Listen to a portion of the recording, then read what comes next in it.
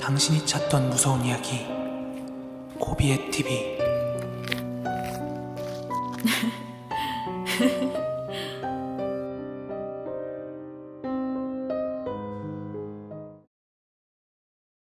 제가 최근 들어서 저희 본가 쪽도 그렇고 제가 지금 살고 있는 이쪽 수영구 쪽도 그렇고 여기저기서 좀 살인사건 같은 게 많이 일어나더라고요.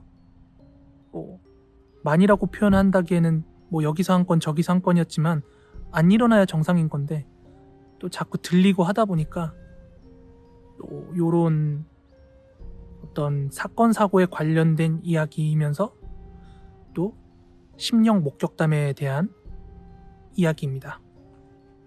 예전에 어떤 남자분께서, 저도 너무 오래전에 이게 듣고 보고 했던 거라서 지역은 기억이 안 나요. 한 남성분이 시골에 있는 어느 촌동네로 그 낚시를 가셨대요.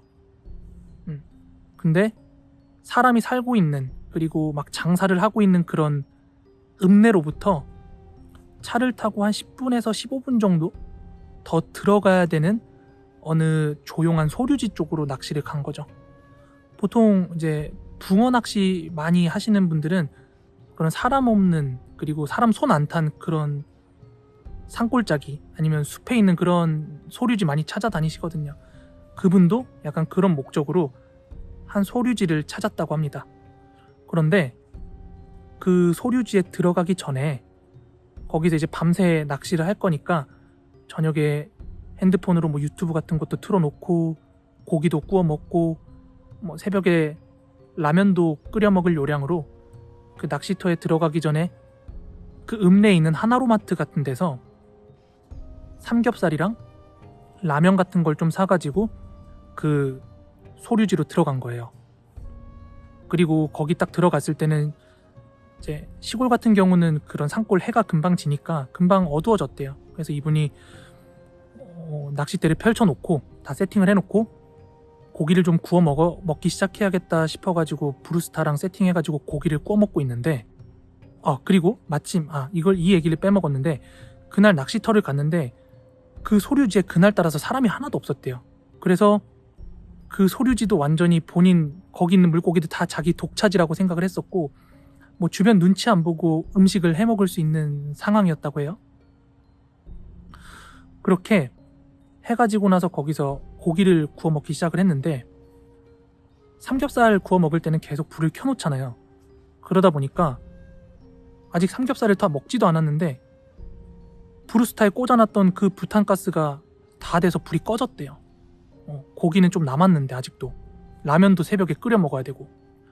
그래서 이제 차로 가가지고 브루스타를 갈아 끼려고 차 트렁크를 열었는데, 이제 그분이 차에 분명히 본인은 여분의 그 부탄가스가 있을 거라고 생각을 하고 있었는데 그게 저번에 다 쓰고 텅텅 비어있는 브루스타였대요. 그래서 지금 껴져 있는 것도 다 쓴 거고 트렁크에 있는 부탄가스도 쓸 수가 없는 거예요.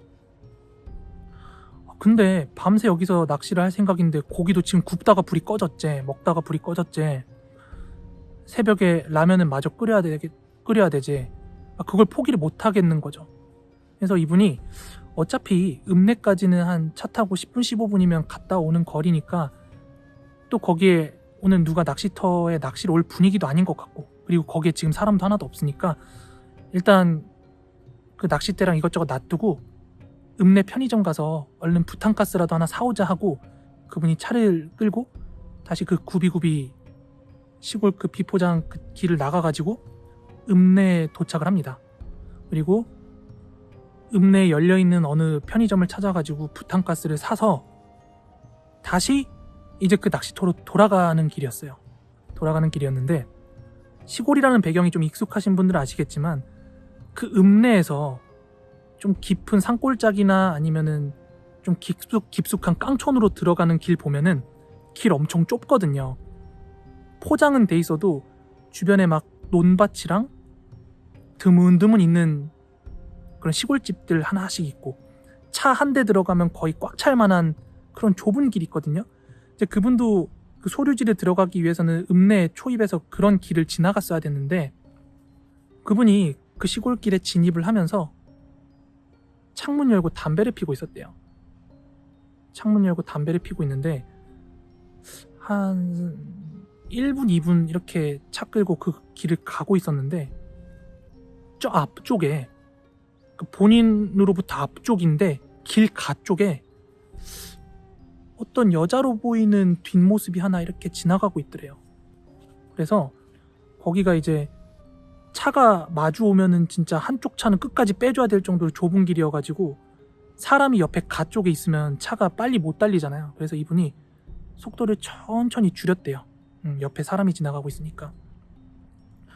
담배를 피면서 창문을 열어놓고 담배를 피면서 지나가고 있었는데, 근데 그 여자의 뒤통수가 이렇게 보이면서 지나가려고 하는 찰나에 뭔가 기침 소리 같은 게 들리더래요. 막 그 숨 넘어갈 때 막 이러면서 기침 소리가 들리더래요. 그래서 뭐야? 근데 그 기침 소리가 거의 뭐 천식 환자들 숨 넘어갈 듯 그런 기침 소리가 들려가지고 뭐야?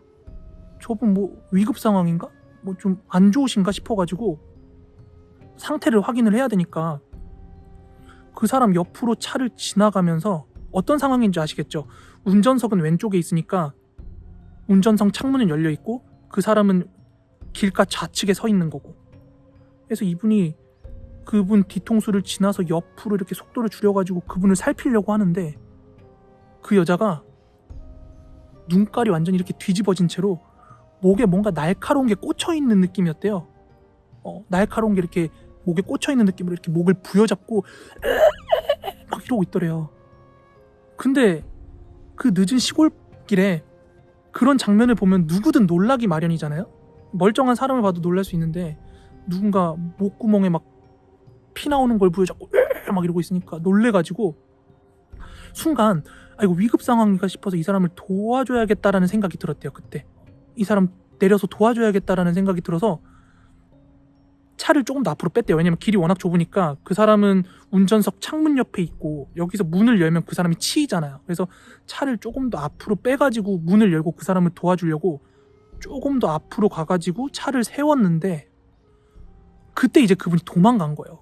그 여자를 체크하고 도망갔어요. 왜냐하면 그 목 부여잡고 캑캑거리고 있던 여자가 내릴 때 그 여자 위치 파악한다고 사이드 미러를 보고 있는데 발목이 없이 둥둥 떠 있었대요. 발목이 없는 채로 둥둥 떠 있었대요. 그래가지고 이분이 내가 지금 못 볼 걸 봤구나, 귀신을 봤구나 하고 자기가 그 짐 다 놔두고 왔던 그 소류지로 불이 나게 차를 타고 도망을 간 거예요. 근데 아무리 낚시꾼들이 그런 어두운 데서 낚시하는 거 좋아하고 혼자서 낚시하는 거 좋아한다 할지언정 그런 장면을 보고 그 덩그러니 물이랑 나밖에 없는 그 어둠 속에서 낚시를 할 수 있겠어요? 그분 엄청 겁이 나죠. 아까 봤던 그 귀신이 나한테 오면 어떡하나, 이쪽으로 오면 어떡하나 하는 그런 생각까지 다 들 테니까.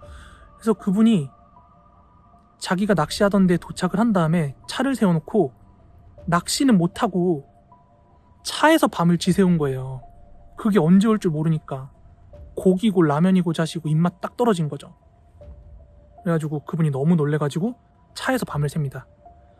이제 무섭지만도 밤을 새다 보면 잠깐 졸릴 타이밍이 있다 보니까 그분도 잠깐 눈을 붙이고 일어났는데 해는 이미 떴고 그때 시간이 아침 9시, 10시 뭐 그쯤이었다고 해요. 그 시간에 뭐 해가 떴다고 낚시를 하고 그럴 분위기는 아니고 얼른 철수해야겠다 싶어서 장비 꾸러미를 다 이제 차에다 실어가지고 집에 가기 위해서 다시 그 시골 읍내 쪽으로 나오는데 그때 지나갔던 길을 막 지나가면서 어젯밤 생각이 나서 이게 또 긴장이 됐대요.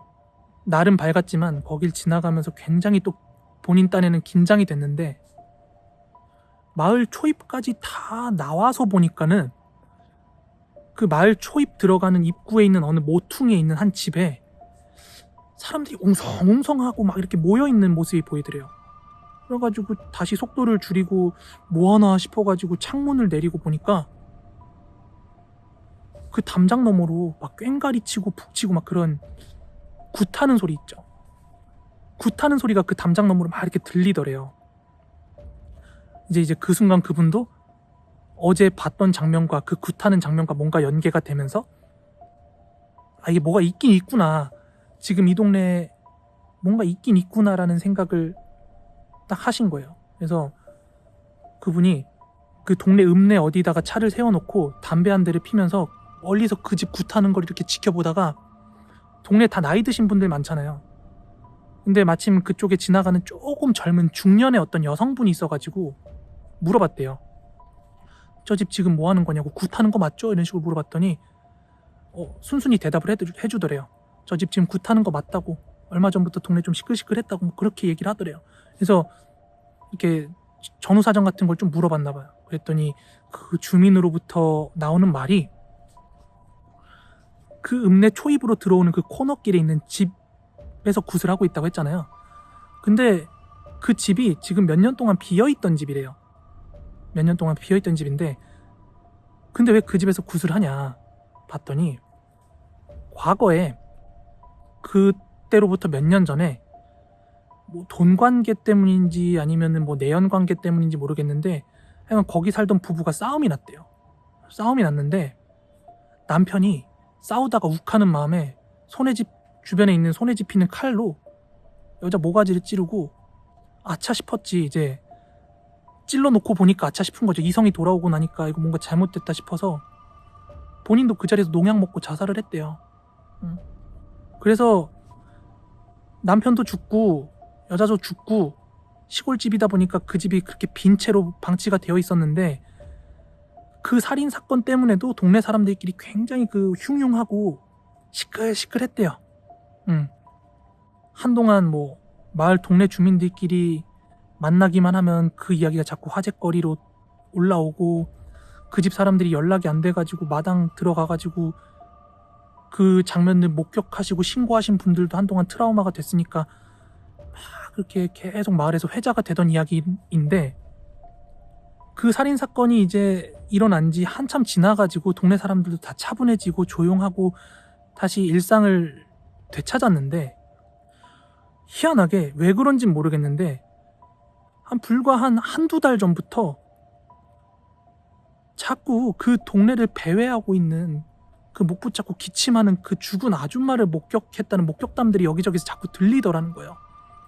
그러다가 한 번은 그 마을 동네 어떤 분이 그 아줌마 목 잡고 막 그 기침 콜록콜록 하는 그 귀신을 목격하고 뭐 그 자리에서 기절을 했대요. 혼절을 했대요. 근데 그런 목격담이 한두 건이 아니고, 그 집은 흉흉하게 자꾸 비어있고 어떻게 처리도 안 되고, 그러다 보니까 이제 마을 차원에서 우리 굿 한번 해야 되는 게 아니냐 해가지고 날 잡고 굿한 게 그날이었대요. 날 잡고 굿한 게 그날이었고, 그 낚시터 가던 분은 마침 그 전날 그 근처를 지나가다가 그 귀신을 본 거고요. 그래서 내가 어제 본 게 그거였구나 라는 생각을 했다고 합니다.